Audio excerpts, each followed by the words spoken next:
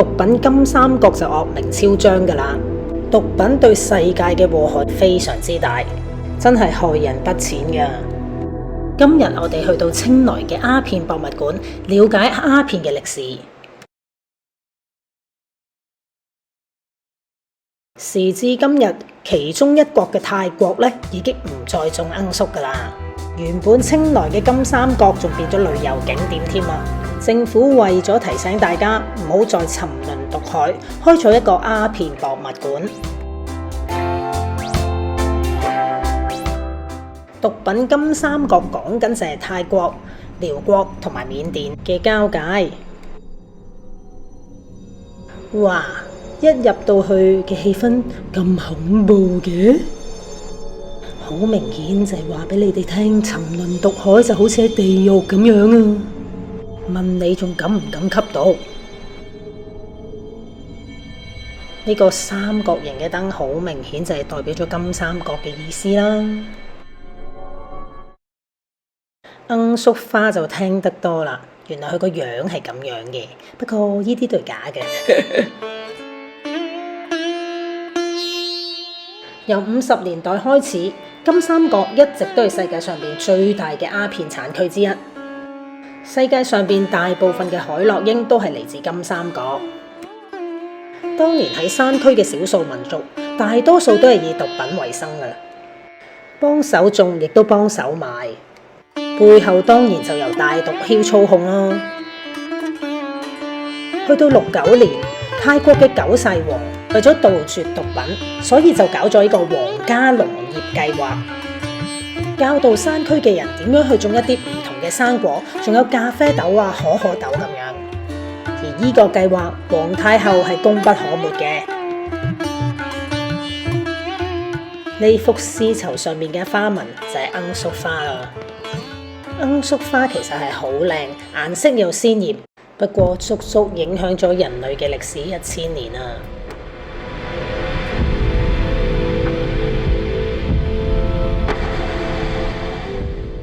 喺遠古嘅時代，其實鴉片並唔係毒品，而係有醫學作用嘅鎮痛劑。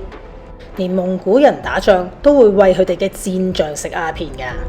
而中國藥王孫思邈就有先見之明啦，一早咧就提出毒品嘅禍害。原來好多人嚟參觀㗎喎，仲有外國人嘅學生添啊！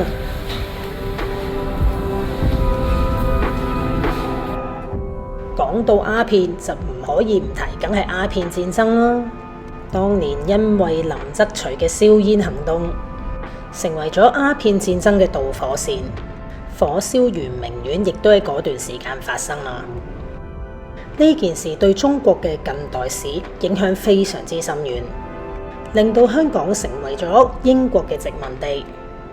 之後嘅故事我諗大家都知道啦。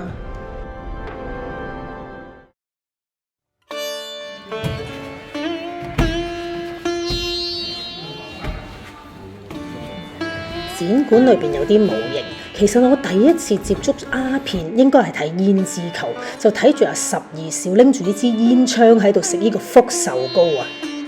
套戲裏邊真係用呢啲咁嘅盒仔裝住福壽膏噶，無論係煙槍或者煙膏盒，手工都係非常之精美嘅，證明當年只有有錢人先食得起嘅。鴉片是如何煉成的？就好似呢一撇好似朱古力漿咁樣嘅嘢啦，就咁係唔食得噶，真係要用煙槍先可以食。如果唔係會中毒噶，我都係睇胭脂扣學翻嚟嘅。世界各地都好多人吸毒，甚至係我哋認識嘅名人，例如球王馬勒當拿啦、殿堂歌手 Eric Clapton 同埋 Iron Man 羅拔唐尼等等。不過好多都已經脫離毒海。去完金三角公園，再嚟到鴉片博物館，就可以完完全全咁樣了解咗清萊金三角當年嘅故事啦。